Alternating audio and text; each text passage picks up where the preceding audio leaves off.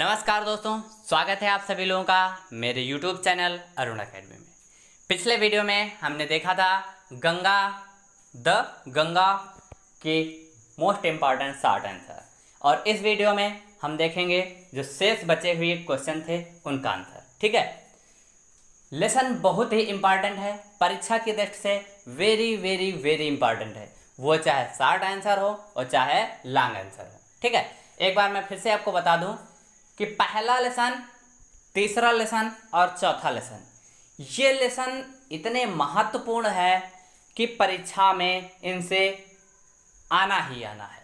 ठीक है, तो इसलिए इन लेसनों को हम बहुत ही सावधानी के साथ में देखेंगे। ठीक है, चलिए आज का स्टार्ट करते हैं। पहला क्वेश्चन क्या दिया गया है कि what does the Ganga remind Nehru of.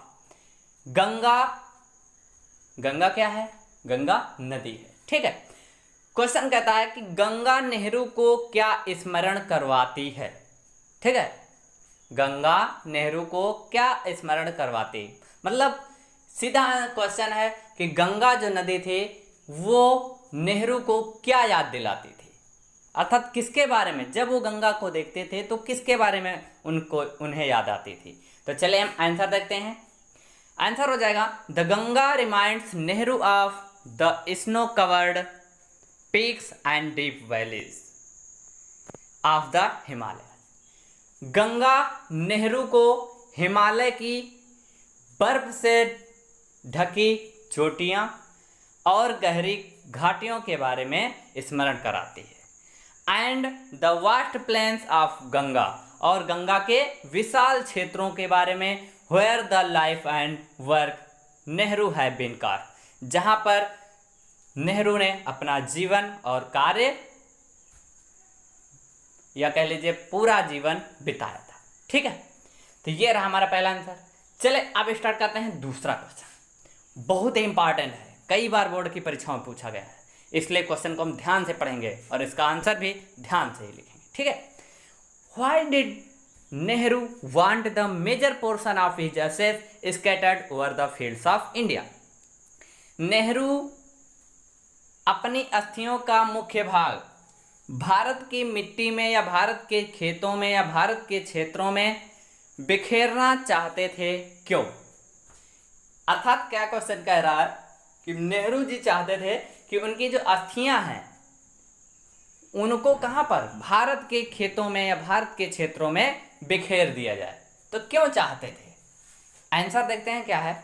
Nehru wanted the major portion of his assets scattered over the fields of India.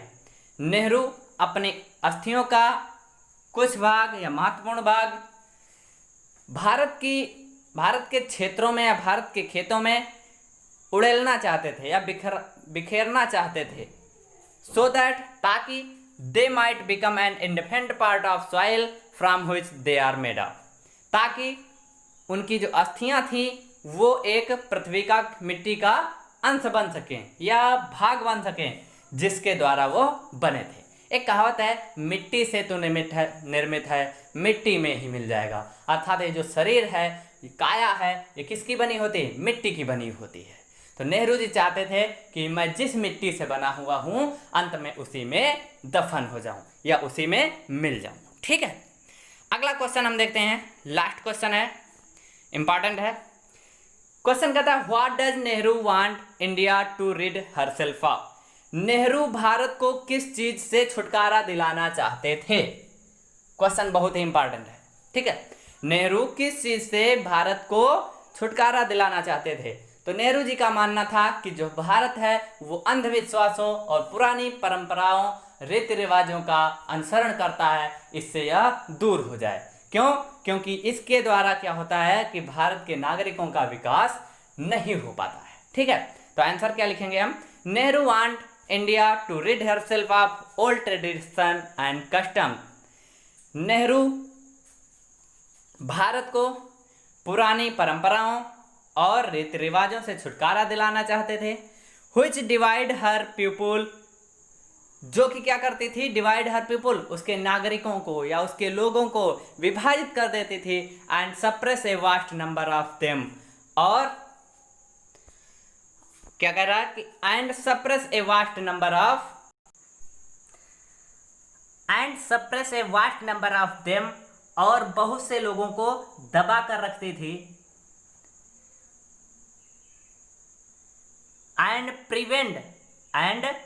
Prevent the free development of the body and spirit, और जिससे क्या होता था कि शरीर और आत्मा का स्वतंत्र विकास नहीं हो पाता था, जिससे कि शरीर और आत्मा का जो विकास था वो स्वतंत्रता पूर्वक नहीं हो पाता था, अर्थात वो क्या बन गई थी, बाधा बन गई थी। ठीक है, तो ये रहा हमारा आज का वीडियो। अगर आपको वीडियो अच्छा लगे तो please like, share, comments and subscribe to our YouTube channel Arun Academy. Thanks for watching.